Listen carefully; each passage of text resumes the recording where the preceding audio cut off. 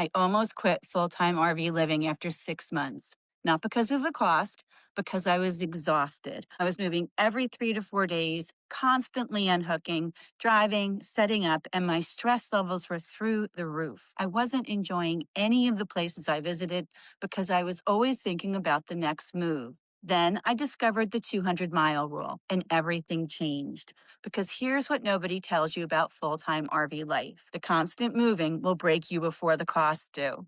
Today, I'm opening up my laptop and walking you through my planning process, and I'll show you exactly how I plan these moves using just a map and 3 simple apps, so you can steal this entire system and never feel travel burnout again. And by the end of this video, you'll have a system that you can start using today to plan your next trip, whether that's a 2-week vacation or your first year of full-time travel. So grab something to write with because we're getting deep into the details. Hey there, I'm Nancy. And for those of you in the Making My Own Lane community, you saw last week that I spent under $10,000 traveling full-time in 2025. But what I didn't show you was how I actually planned those 7,000 miles to keep my sanity intact. Before I show you the system, let me explain why most RV travelers are doing this backwards and why it was making me miserable. The typical approach goes like this. You pick a destination, let's say the Florida Keys, and you either drive straight there in marathon sessions or you hop from campground to campground every few nights, seeing everything along the way. Both strategies sound logical, but here's what actually happens. The marathon approach. You're exhausted when you arrive. You spent 3 days white-knuckling it through traffic. You're stressed from long driving days in your RV, and now you need 2 days just to recover before you can enjoy your destination. Well, I will still do this if I really need to get someplace specific quickly. It's an exhausting way to travel. The campground hopping approach. This was me on my trip from Florida to Voyageurs National Park in Minnesota. I was moving every 1 to 4 days, and it was killing me. Here's why.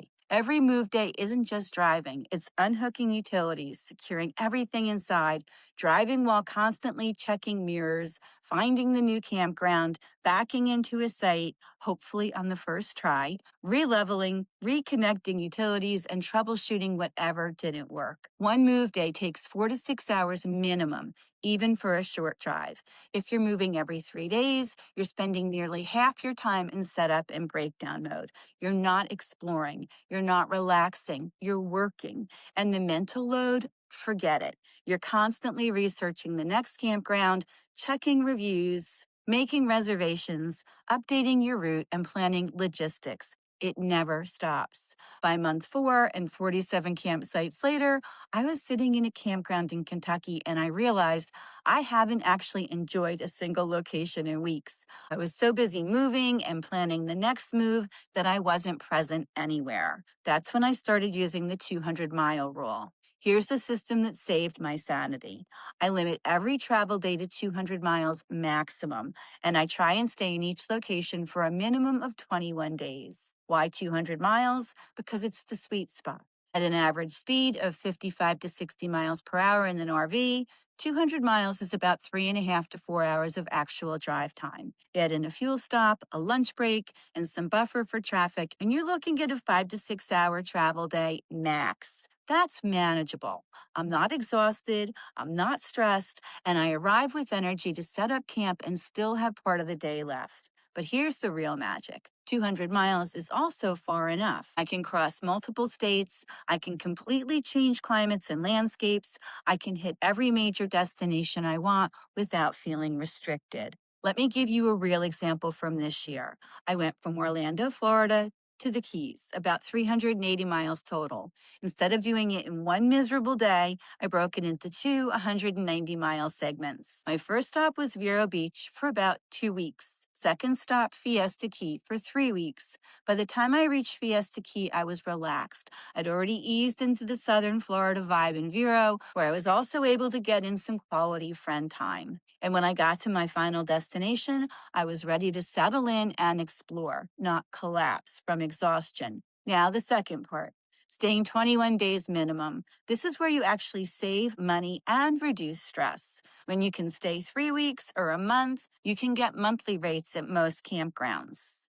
But more importantly, you get to stop thinking about logistics for 3 whole weeks. You unpack, you find your favorite local coffee shop, you establish a routine. You discover the hidden gems that tourists miss because you're not rushing to the next attraction. You become a temporary local instead of a frantic tourist. And here's what surprised me most. I see more, not less, because I'm not exhausted. 21 days minimum per stay. Simple, but it changes everything. Okay, now let me show you exactly how I plan these routes using 3 apps. I'm going to walk you through my actual planning process, start to finish, like you're looking over my shoulder. And if you watch until the end of the video, I'll share another one of my favorite free apps that can really be a game changer for you. App number 1, Roadtrippers, your route planning foundation. Roadtrippers is where everything starts for me. This is my digital map, my route planner, and my database of everything I want to see. Here's how I use it. First, I open Roadtrippers and I plot my general direction. Let's say I want to go from Florida to Montana over the next 4 months. I don't plan every stop yet. I just create a rough route line to see the overall distance and what states I'll be passing through. Then comes the fun part. I drop pins on everything that interests me, and I mean everything. Quirky roadside attractions, state parks, breweries, historical sites, that weird museum someone mentioned in a Facebook group. I'm not committing to visiting all of these. I'm building a database of options. Roadtrippers has a discovery feature that shows you attractions along your route. I spend an hour or 2 just browsing and pinning. By the time I'm done, I might have 50 pins on my map.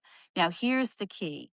I organize those pins by priority using the list feature. I create 3 categories. Must see. These are my non-negotiables, the whole reason I'm going to this region. Want to sees. Things I'd be disappointed to miss but could skip if needed. Nice to see.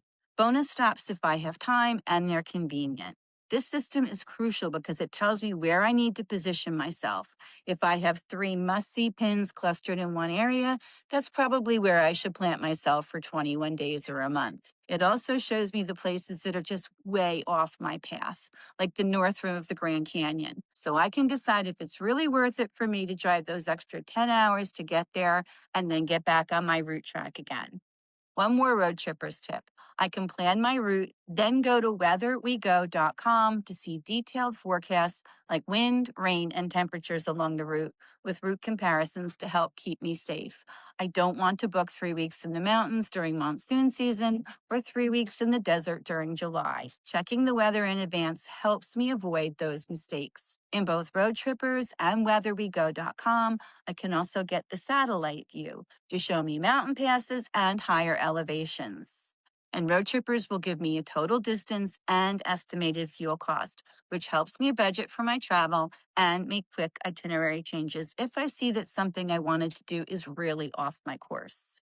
There's a free version of Road Trippers, but I use the Road Trippers Pro because I like to plan long trips with lots of stops, and Road Trippers Pro doesn't limit me the way the free version does. App 2, Campendium, finding your 21-day home base. Once I know my rough route and my must-see locations, I open Campendium, and this is where I find the actual campground where I'll spend 21 days to a month. Campendium is basically a massive database of campgrounds with real reviews from real RVers. And Campendium Pro is part of the Road Trippers Pro. It's like getting 2 planning apps for the price of 1. What I love about Campendium is the filter system. Here's my process. I zoom into the area where I want to stay, usually within 50 miles of my must-see attractions. Then I start filtering. Monthly stays available? Yes. Type? I toggle between membership parks because I have a Thousand Trails membership, state parks, and public lands, depending on my mood and budget. Price. I usually filter for under $500 per month. Cell service. This is non-negotiable for me since I work a few hours a week. I need at least 3 bars of T-Mobile. However, I have added Starlink to my internet accessibility to allow me to find even more places I can stay. Then I start reading reviews, and I don't just skim. I read at least 10 recent reviews for any campground I'm considering, and here's what I'm looking for. Is it actually quiet, or do the reviews mention highway road noise and generators running all night? Are sites level, Or will I need a foot of leveling blocks? Is management responsive, or do people complain about issues not getting fixed? What's the vibe? Families, retirees, party crowd? I want to match my energy. I also look at photos. User photos on Campendium show you the real campground, not the professional shots on the campground's website. If every photo shows overgrown sites or sketchy bathrooms, that's a red flag. Once I find 3 to 5 campgrounds that look promising, I open their websites and check availability for my dates. Most campgrounds let you book online now, but I'll often call for monthly stays because sometimes they have rates that aren't advertised online, or they're willing to negotiate if you're staying 3 to 4 weeks. Pro tip. Call on a Tuesday or Wednesday morning. That's when campground managers have time to talk and are more likely to give you their best rate. Don't call on Friday afternoon during check-in rush. One more thing about Campendium, the map feature shows me free camping spots nearby. So even if I'm staying at a paid campground for 3 weeks, I can see if there's free boondocking nearby for a change of scenery or where I can park during a day trip. It's like having a local guide everywhere I go. App 3, RV Overnights, your backup and emergency options. The third app I use is RV Overnights, and this one is my safety net. RV Overnights specializes in overnight parking locations, farms, museums, wineries, even some golf courses. These aren't places I'm staying for 21 days, but they're crucial for my system in 2 ways. First, they're my transition stops. Remember how I break long trips into 200-mile segments? If I'm moving from Florida to Texas, I might have a night or two where I need a simple overnight spot between 21-day stays. I'm not looking for amenities. I just need a safe, legal place to park for 10 hours. I can filter by what I need. Free Wi-Fi, great for catching up on emails. Dump station, perfect if I need to empty tanks before my next destination. Restaurants on site, sometimes I'm too tired to cook after a drive. I've stayed at some surprisingly nice wineries and breweries that allow overnight RV parking. You buy dinner and a glass of wine, and you get to park overnight. That's a $30 evening that includes dinner, entertainment, and my camping spot. Not bad. The second way I use RV overnights is as my emergency backup. Let's say I'm planning to arrive at a campground at 3 p.m., but I hit traffic or mechanical issues, and I'm not going to make it there before dark. I don't want to navigate a new campground in the dark and try to back into a site I've never seen. I open RV overnights, find a place, and I stop for the night. Problem solved. No stress, no dangerous night driving, no trying to set up camp with a flashlight. I also use this app during my 21-day stays when I want to take a longer trip. Let's say I'm staying in Grand Teton National Park, but I want to spend a day in Snake River, Idaho, about 100 miles away. That's too far to drive there and back in one day, so I'll check RV overnights for a spot in Idaho Falls, pack an overnight bag, and make it a mini adventure within my bigger stay. It also shows user reviews and photos, and it updates in real time when locations change their policies. RV Overnights keeps that information current, so you're not showing up somewhere you can't actually stay. I'll leave links to everything in the description. All right, so I've shown you the 3 apps. Now let me walk you through how I actually use them together to plan a real trip.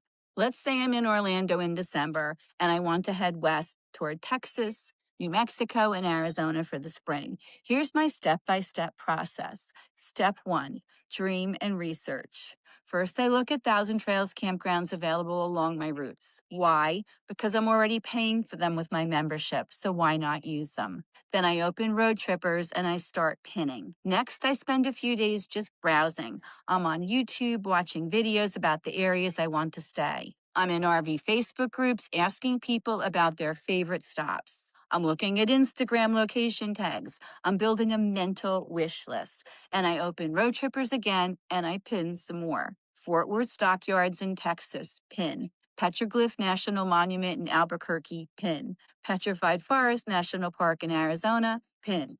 And by the end of this phase, I have about 20 pins on my map, and I'm excited about the whole region. Step 2, identify my anchor. Now I look at all those pins and I ask, where are my clusters? Where are the must-see locations that I'd really be disappointed to miss? For this trip, I notice I have a lot of pins around Dallas, Texas, Elephant Butte, New Mexico, and around Flagstaff, Arizona. Those become my 3 anchor points, the places I'll actually try and stay for 21 days each. There are 2,000 trails parks in Texas and 1 in Arizona that look to be on my route. Perfect. Everything else on my map becomes either a day trip from those anchor points or a potential stop along the way. Step 3, check the distance. I use Roadtrippers to measure. Orlando to Texas is about 1,100 miles. That's great for 5 225-mile days, which means I need 4 overnight stops in between. Texas to New Mexico is about 650 miles, about 3 more overnight stays from one 3-week stop to another. And Albuquerque to Flagstaff, about 350 miles or 1 overnight stay. Step 4, find the campgrounds.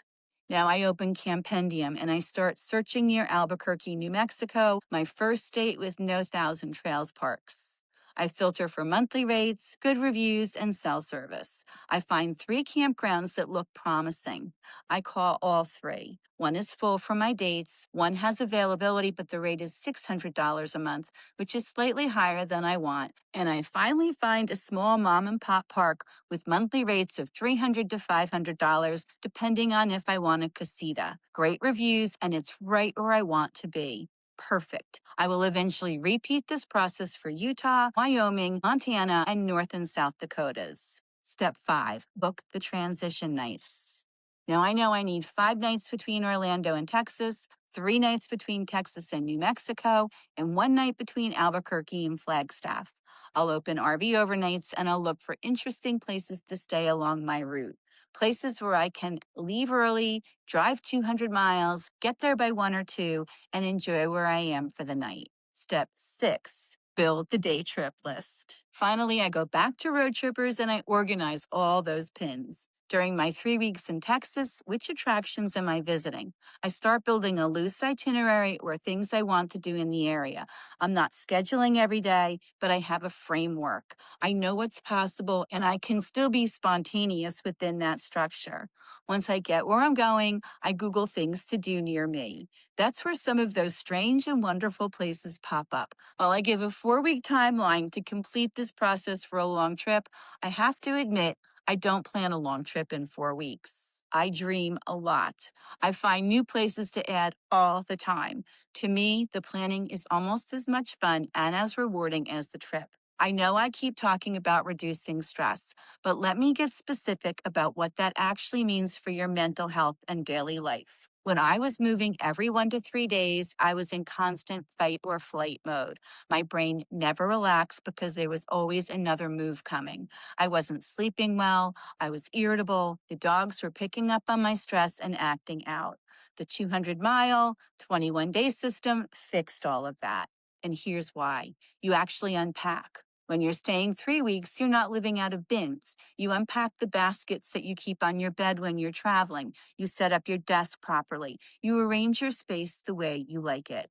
That psychological shift from camping to living is huge. You find a rhythm. You learn where the good coffee shops are. You figure out which grocery store has the best produce. You find a walking trail for the dogs. Those small routines give you a sense of normalcy and control, and you stop planning. For 3 weeks, you're not researching campgrounds or checking reservation availability. Your brain gets a break from logistics and you can just exist. You build micro communities. When you stay somewhere for 3 weeks, you start recognizing people. You chat with the campground hosts. You meet the couple in the RV next door. Your dogs become friends with their dogs. You're not alone anymore. You avoid decision fatigue. Every move requires 100 small decisions. Which campground, which route, what day, what time. When you're moving every few days, you're drowning in decisions. With the 21-day rule, you make those decisions once every 3 weeks instead of 2 or 3 times a week. That's the difference between manageable and overwhelming. I cannot overstate this. The 200-mile rule just didn't save me money on fuel. It saved my entire RV lifestyle. I went from, I don't know if I can do this anymore, to I can do this forever. But before I let you go, I wanted to give you 3 final tips that make this system work even better. Tip 1, book your next day before you leave your current stay. Don't wait until you're already on the road to figure out where you're going next. During week 2 or 3 of your current location, if you haven't already, start researching your next stop. Book it, lock it in. That way, you're never scrambling or settling for whatever's available last minute, especially when you're traveling solo and doing this all on your own. I usually have my next 2 stops planned and booked at all times. That means I'm always looking 6 to 8 weeks ahead. It takes the pressure off completely. Tip 2, build in buffer time. If you're planning a 6-month trip, don't book every single day. Leave 2 to 3 weeks unscheduled as a buffer. This gives you flexibility if you want to stay somewhere longer, or if you need to deal with maintenance issues, or if someone recommends a really great place you didn't know about. I usually plan 60% of my time and leave 40% flexible. It's the difference between a rigid schedule that stresses you out and a flexible framework that adapts to real life and allows you to explore. Tip 3, embrace the weather seasons. This is something I'm still learning, but plan your route with the seasons. Don't fight nature. Go south in winter, north in summer, and chase the mild temperatures in spring and fall.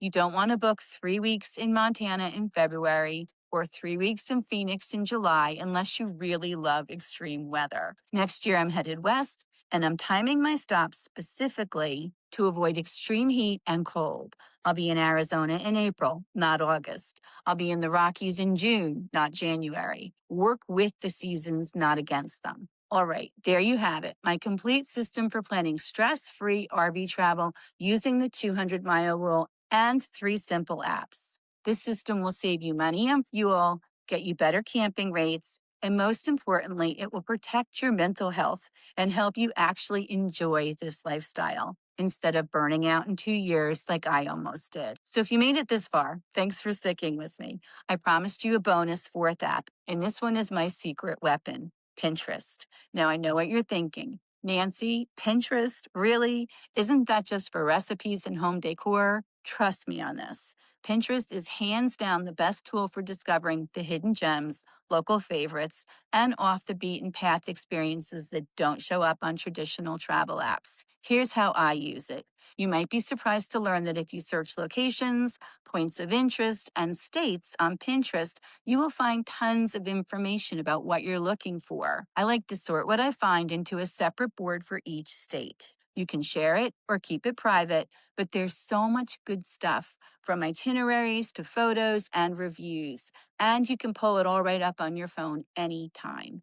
Once I know I'm staying somewhere for 21 days, let's say Mobile, Alabama, I open Pinterest and I start searching specific phrases. Hidden gems in Mobile, Alabama. Best local restaurants in Mobile, Alabama. Things to do near Mobile, Alabama. Secret beaches, Gulf Coast. Dog-friendly spots, Mobile. And what comes up are blog posts from travel writers, photo collections from locals, and detailed guides from people who actually live in these places, not just tourists passing through. The difference between Pinterest and Google is that Pinterest gives you the visual, curated content. You're seeing photos of actual places. You're finding blog posts from people who have spent time there, not just quick reviews. You can check out my Pinterest page at Making My Own Lane. Pinterest is free. It works offline if you save pins. It's constantly updated by real people sharing real experiences. Between Roadtrippers, Campendium, RV overnights, and Pinterest, you have everything you need to plan trips that go way beyond the typical tourist experience. If you found this helpful, do me a favor and drop a comment telling me where you're planning your next RV trip. I read and respond to everything, and I love hearing about your adventures. And if you want to see how much this system actually costs to run, check out last week's video where I broke down my entire budget for 7,000 miles of travel. That one's getting a lot of interesting comments, and I think you'll find it really eye-opening. And before you head to the comments to ask, Nancy, don't you get bored after 3 weeks? I knew you'd ask that. That's why this Sunday, I'm posting the ultimate companion video to this system. I'm tackling the 4 biggest objections to long-term stays, including what to do if you hate your campground and exactly how to avoid boredom by planning regional day trips. We are ready for our next adventure, and now you're ready for yours. Happy travels, and remember, make your lane count.